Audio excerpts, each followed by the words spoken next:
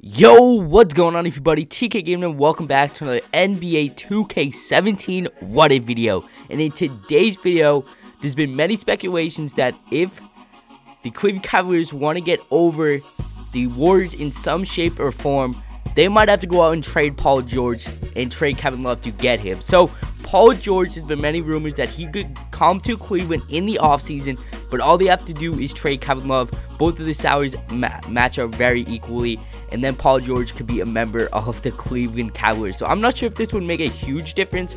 It might in the playoffs, but I don't know if this is enough to make them over the top of the Warriors, because that team is so good, and we saw that in the playoffs when 16-1, just crazy, as this team would obviously be led by LeBron James. Now Paul George is their second option, Kyrie Irving behind them, and then I think it's a much better big three than Kevin Love would have been there, especially in the playoffs. Kevin Love is basically not even present some of the times, but this NBA Finals, he really did pretty good. He had like a 21 rebound game. He had a 20-point game. But in Game 5, he really didn't show up. So, Kyrie Irving will be the starting point guard. Kyle Korver, Paul George, LeBron James, and Tristan Thompson. This is really the only deal that they can really do besides like Jimmy Butler, because they literally have no cap space. So, going to the cap space, they have no cap space. Paul George is a couple million cheaper than Kevin Love, but still he's on a 3-year contract with a player option at the end of the third. So we're going to see how well this does. Him and LeBron are both free agents at the same time, so we're going to see how well this does. Let's turn off the injury so it doesn't change any of the ways that this team runs. So let's go over here, turn off the injuries and turn those off. So I think they're obviously going to have a much better record than in the playoffs wise. I don't see much of a difference here in the season wise, but we will see, as we're already off to a good start. I still see them getting the #1 seed and just keep running through the Eastern Conference and going through the Eastern Conference playoffs as well.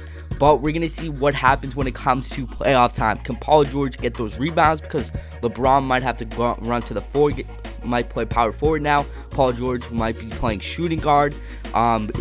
It'll be many different obstacles right here, but I'm not sure if the Pacers would actually give up Paul George and maybe 2 first-round picks for Kevin Love. I just don't maybe not see that happening, because Paul George is an exceptional player, can do anything on the basketball court. So we're going to continue somewhere into the end of the season, and I'll see you guys once we're done. Okay, guys, so at the end of the season, LeBron James wins MVP, averaging 25 points, 11 rebounds, and 10 assists. LeBron averaged a triple-double. That is crazy. Joel Embiid wins Rookie of the Year. Tyreke Evans wins Sixth Man. Hassan Whiteside wins Defensive Player of the Year. Nikola Jokic wins Most Improved. And Steve Kerr wins Coach of the Year. So, obviously, LeBron James, MVP, triple-double, makes all NBA first team, all NBA second team here, no Kyrie. Paul George does make all NBA third team, so that's good to see. Going to standings, we did finish second. I don't know how the Raptors finished above us, 3 games above us. I don't see that happening in real life, especially with Paul George now on this team. LeBron led us with 25 points. Paul George behind him with 21 points, 7 rebounds, and 5 assists.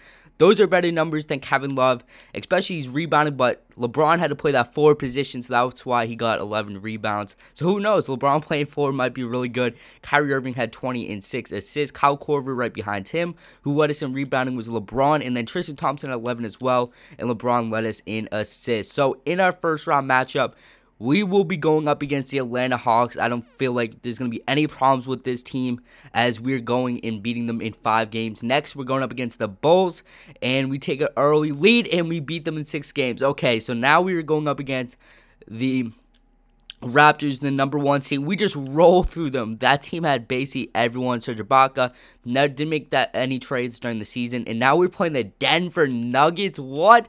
Not even the Warriors. We can even see the Warriors got swept by the Nuggets in round 2. So we can't even see if this trade would have helped, but the Denver Nuggets are up 2-1, 2-2. Come on, LeBron, 3-2. Game 7. Let's look at the box score. Who's on their team? Jokic.